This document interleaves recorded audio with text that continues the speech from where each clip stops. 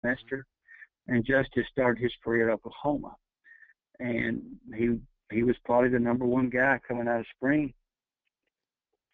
Well, we had a bizarre situation where the number two guy did some audio tapes of the head coaches, went Richard Nixon on them, and was playing it for the other guys, to the players. So the coaches confronted him about it, and he confessed. So they kicked him off the team. He's now starting at McNeese State.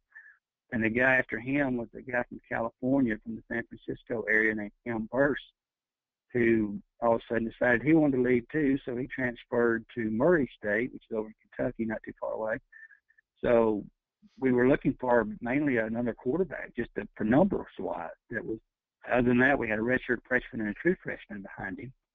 So Anderson had a previous relationship with Wojtek and called him, and I think about a week before he's supposed to go to Illinois, all of a sudden he said, "I'm going to Arkansas State." So, and he's kind of emerged. He's a very mature guy. He's pretty good with his feet. He still didn't get here till late summer. In a lot of ways, is still learning things.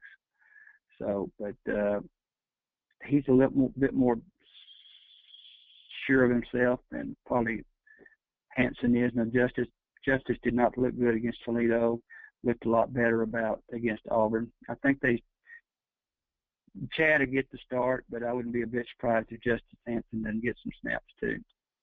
Well, and Justice Hanson was another guy that's kind of obviously among other things, but Justice Hanson was kind of rumored to check out Utah State because Josh Heupel was his coach at Oklahoma, and so everybody kind of thought, well, maybe Coach Heupel will bring in Justice Hanson to Utah State since he was the quarterback coach Yeah. at Oklahoma. So that's just one of the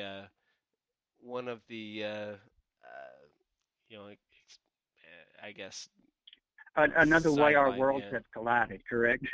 Yep. The good Exactly. thing And about Justice, he's a sophomore, so he can get his feet wet this year and break himself in softly, and then he's got 2 years to be the man. We can see what he can do then. So, but he's a big kid, and he can run it pretty good too. So. okay. Um. Yeah. I definitely think that will definitely be an interesting thing to watch. I don't know. I don't know if Arkansas State's played their best, obviously, and they may come out and play a lot better than what we've seen in the first couple weeks, or they could kind of take another step back. So it'll be interesting to see Well, what happens going forward. Do you still expect a good season in the Sun Belt, and even if they do start 0-3? I think so. I think you got a chance to come home and play Central Arkansas, which is a game you can win. The early part of the Sun Belt schedule uh, for the first four, I guess for 4 of the first 5 conference games are all at home. So you've got a chance to get off to a good start in conference play. And then your last 3 league games are all on the road. And it's like the second straight year, Arkansas State's been the only team in the conference that gets stuck with 3 straight road games. But so I think you got a chance to kind of right the ship. Now Georgia Southern for that conference opener with it, that will not be easy. They're pretty good, and they run a lot of option football, which is different. The good thing about it is that we'll have 10 days for prep for them because we don't play that what would be the 5th Saturday of the college football season but we play the following Wednesday. So you got a little extra time to prep for them, but that'll be a huge game. And even though this is their 3rd year in the Sun Belt, we did not play them the first 2 years. It's like this year we don't play App State, so you don't play everybody. It's kind of the luck of the draw for the schedules. But I think there's hope, yeah. Even if they do go 0-3, I think, of course, they'd love to win and come home and win the UCA game and be 2-2 going into league play. But we'll just have to see what happens. Right. Yeah, it's I mean it's been pretty much Arkansas State's conference in the last few years.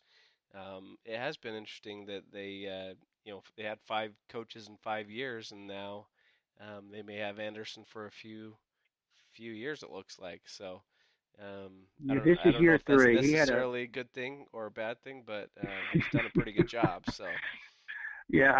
I don't think it's bad. I think Blake's done a pretty good job. The problem is with the 5 years, the 5 coaches in 5 years, you have attrition automatically in college football. Regardless if you have coaches who stay there. With that with that uncertainty and the changes that have happened and being so fluid, that you didn't really have a chance to maybe build the program and build the team like you wanted to. Like the year that A-State beat Utah State, was the offensive line was a disaster, and you guys didn't know that yet, or you would have just run the ball down our gut. Like after we played Lafayette on national TV, and they exposed us. And after that, everybody started running the ball down our gut. They had no defensive line, but they did a great job going out that year and rebuilt the defensive line. But now we're facing a problem after this year. We got 7 senior offensive linemen who play. You got to rebuild the offensive line next year.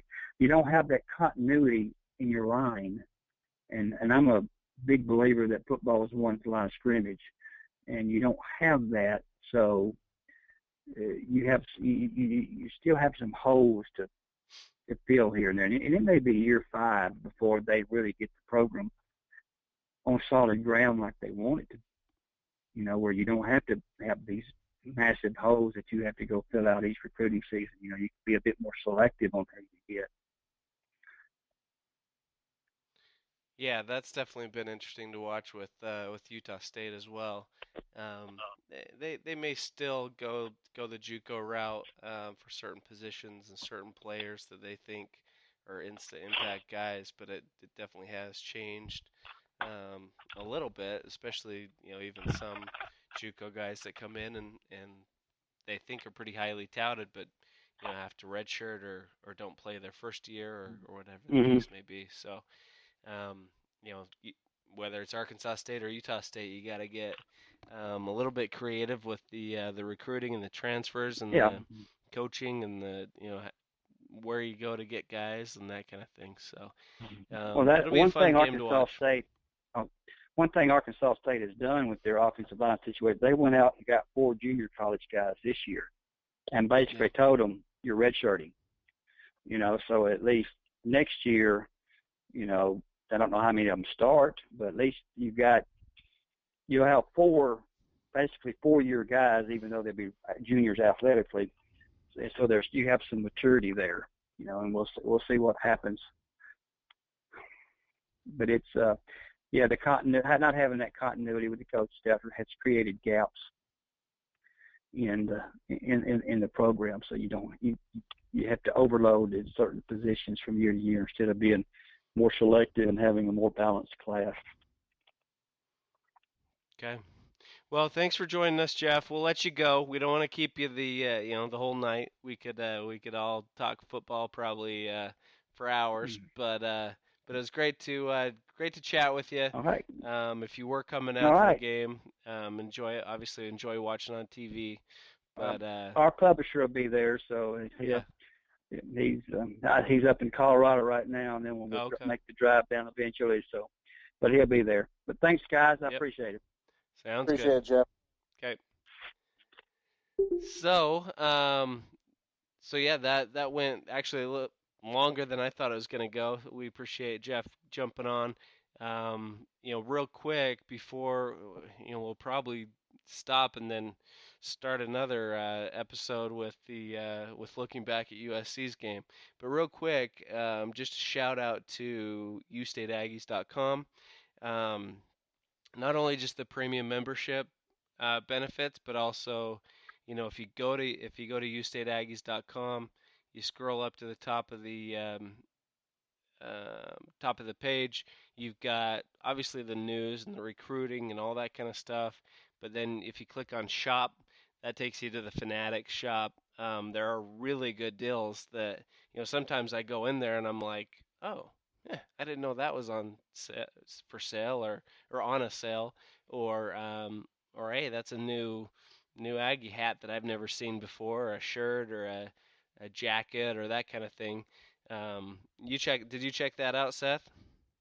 Yeah, I'm like a big time like Sucker. hat freak.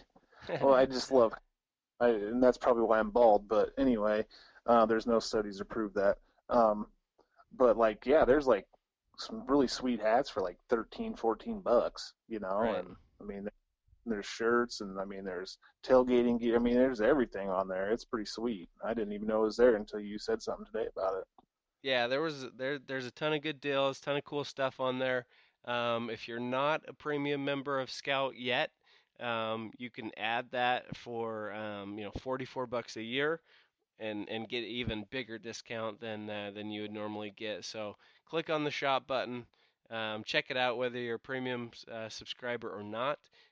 Same thing with the tickets. I mean, some of these games with the Nevada game and Boise game, Colorado State game, Wyoming game. Some of these games are so close and within driving distance. Maybe you pay for a hotel or something, but I mean the gas to get there, driving and a hotel room and dinner or whatever, and the tickets, it's pretty good. It's pretty cheap, all things considered. So you can get some pretty good deals on the tickets. Like I say, if you're a premium subscriber, you'll get an even better deal. You'll get an additional discount. But that's an awesome thing to take advantage of as well.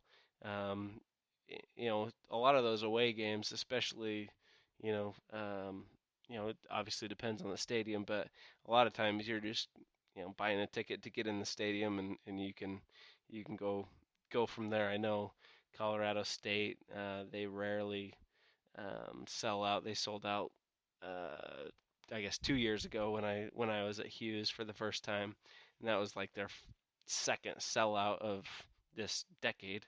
So this year they're definitely not going to be selling out because they're not undefeated or anything like that. They don't have that great of a season, unless people are really dying to go see games at Hughes for the last time of the year, ever before they move into their new stadium. So, so they definitely take advantage of that. Got to give that plug in, and we'll press stop. Start a new live podcast about the USC game. You're definitely gonna want to listen to that. We're gonna break it down, kind of highlight some of the positives and negatives. I think there were a few positives, some good performances, and then we'll go from there. So appreciate you listening. We appreciate Jeff for jumping on. You can go check out the Arkansas State board and forum and articles and everything. You can access a lot of those articles through ustateaggies.com that Jeff and those guys do over there. But you can also go to the forum at Arkansas State's website. So any Scout website, if you put in scout.com/college and then the name, so you can put Utah-State, Arkansas-State, Utah, BYU, whatever, and you can go to that school site. So that's always going to be an easy way to get to the right site that you want to check out. I know they had some predictions on there, and I think the majority picked Utah State to win. So that was kind of interesting. I was checking that out, and Arkansas State fans aren't super. I guess maybe they are looking forward to the game. I don't know, but it seemed like they were a little bit pessimistic about the chances of the Wolves coming into to Logan and getting a victory. So appreciate you everyone listening. We will start a new episode talking about USC.